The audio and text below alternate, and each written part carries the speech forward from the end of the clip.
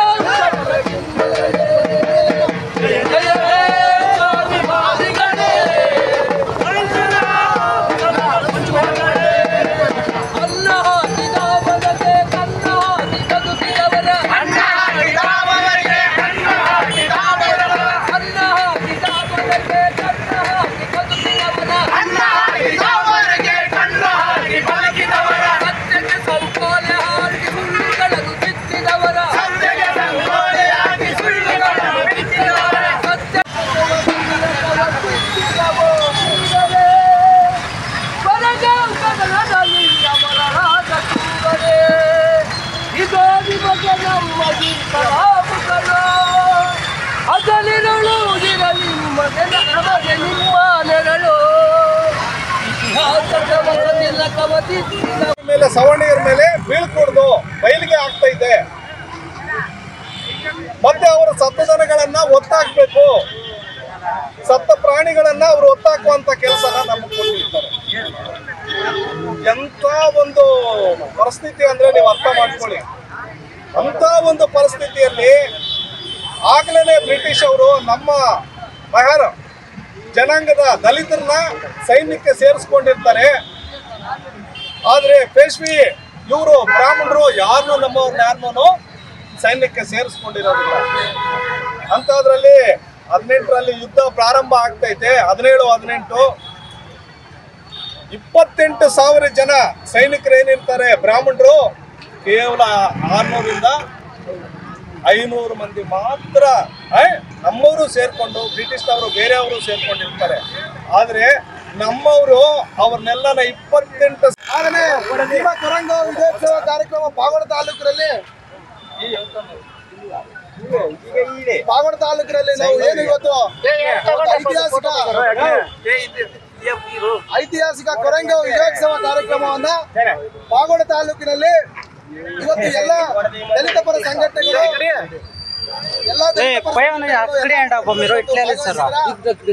ಈ ಒಂದು ಐತಿಹಾಸಿಕ ಒಂದು ಯುದ್ಧ ಏನಿತ್ತು ಮತ್ತು ಬ್ರಾಹ್ಮಣ ಪೇಶ್ವೆ ಜನಾಂಗಕ್ಕೂ ಮತ್ತು ಭಾರತ ಸೈನಿಕರಿಗೆ ಘನಘೋರ ಯುದ್ಧವಾಗಿರುತ್ತದೆ. ಈ ಯುದ್ಧವನ್ನ ಡಾಕ್ಟರ್ ಬಾಬಾ ಸಾಹೇಬ್ ಅಂಬೇಡ್ಕರ್ ಅವರು ಈ ಯುದ್ಧವನ್ನು ಮಾಡಿರ್ತಕ್ಕಂಥ ಸೈನಿಕರ ಒಂದು ಸ್ಮರಣಾರ್ಥಕ್ಕೋಸ್ಕರ ಇವತ್ತು ಹಾಗೆಯೇ ಕಳೆದ ವರ್ಷ ನಾವು ಕೇವಲ 16 ಜನ ಈ ಒಂದು ಭೀಮಾ ಕೊರೆಂಗಾವ್ ಮಾಡಬೇಕು. ಈ ದೇಶ ಎಲ್ಲ ಇಡೀ ಭಾರತಾದ್ಯಂತ ಇವತ್ತೇನಾಗಿದೆ ಅಂದರೆ ಹೊಸ ವರ್ಷ ಅಂದ ತಕ್ಷಣ ಗಂಟತ್ತು ಬಂದ್ಬಿಟ್ಟು ಖುಷಿ ಪಡುವಂಥ ಕಾಲ ಇದೆ. ಆದರೆ ನಮಗೂ ಕೂಡ ಕಳೆದ 16 ವರ್ಷಗಳಿಂದ ಅಂಬೇಡ್ಕರ್ನ ಓದ್ಕೊಳ್ಳೋದು ಏನು ಗೊತ್ತಾಗಿಲ್ಲ. ಆಮೇಲೆ ಗೊತ್ತಾಯಿತು ಭೀಮಾ ಕೊರೆಂಗಾವ್ ಅಂದರೆ ನಮ್ಮ ಸೈನಿಕ ಸಮಾನತೆ, ದಲಿತರ ವಿಮೋಚನೆಗಾಗಿ ಭೀಮಾ ಕೊರೆಂಗಾವ್ ನಡೆದಂಥ ಸ್ವಾಭಿಮಾನ ಯುದ್ಧ ಅಂತ ಹೇಳಿ ನಮ್ಗೆ ಗೊತ್ತಾಗುತ್ತೆ.